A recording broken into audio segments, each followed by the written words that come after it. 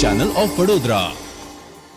સિંધી સમાજના ઇષ્ટદેવ ભગવાન ઝૂલેલાલના જન્મદિવસની ડભોઈ નગરના સિંધી સમાજ દ્વારા ભવ્ય રીતે ઉજવણી કરવામાં આવી હતી। સાથે વિવિધ કાર્યક્રમોનું પણ આયોજન કરવામાં આવ્યું હતું, તો શોભાયાત્રા પણ કાઢવામાં આવી હતી।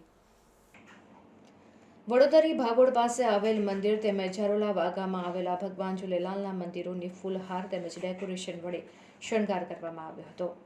ચૈત્ર સુદ બીજ એટલે કે ચેટીચંદનો ઉત્સવ જે સમગ્ર સિંધી સમાજ દ્વારા પ્રતિવર્ષ ભારે આનંદ ઉલ્લાસપૂર્વક ઉજવવામાં આવે છે। આ પ્રસંગે ડભોઈ નગરમાં આવેલા સમસ્ત સિંધી સમાજના બજારો બંધ રાખવામાં આવ્યા હતા અને ઉજવણીમાં જોડાયા હતા।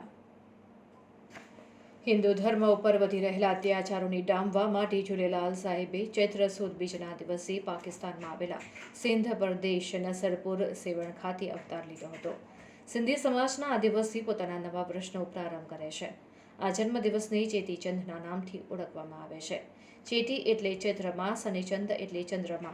ચૈત્ર માસની શુભ બીજના દિવસે ચંદ્રની શીતળ છાયામાં ઝૂલેલાલ સાહેબનો જન્મ થયો હોવાથી આ પર્વને ચેટીચંદના નામથી ઓળખવામાં આવે છે।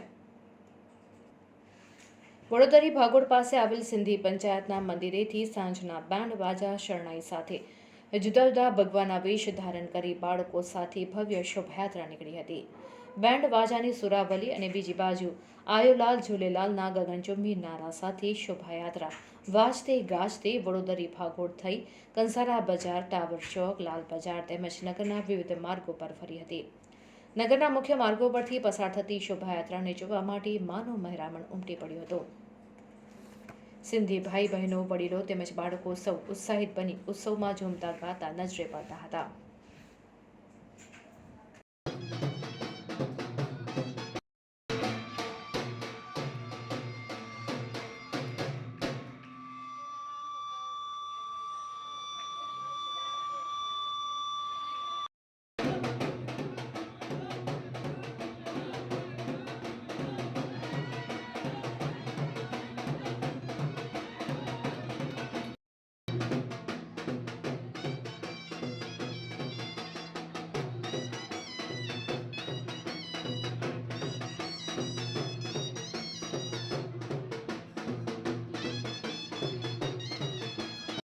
અમારા ઇષ્ટદેવ ઝૂલેલાલ ભગવાનનો આજે 1075નો જન્મદિવસ છે।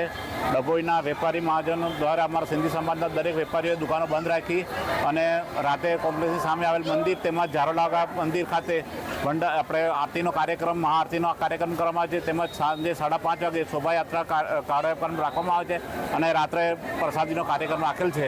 અને આપ સૌને આપણે હિન્દુસ્તાનની અંદર દરેક વેપારી વર્ગનો અને ઉદ્ધાર થાય એવી પ્રાર્થના રાખું છું। જય હિન્દ, જય ભારત। 1075